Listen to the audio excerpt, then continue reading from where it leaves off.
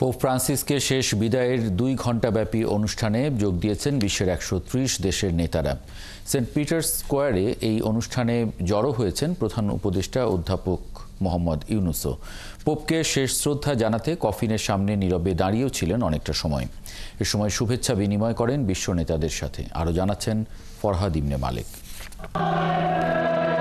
88 বছর বয়স হয়ে গেল সোমবার শেষ নিঃশ্বাস ত্যাগ করেন পোপ ফ্রান্সিস। তারই অন্ত্যেষ্টিক্রিয়ায় যোগ দিতে শুক্রবার রোমের উদ্দেশ্যে ঢাকা ত্যাগ করেন প্রধান উপদেষ্টা ডক্টর মোহাম্মদ ইউনূস। শনিবার সেন্ট পিটার্স স্কোয়ারে শুরু হয় পোপের শেষকৃত্য।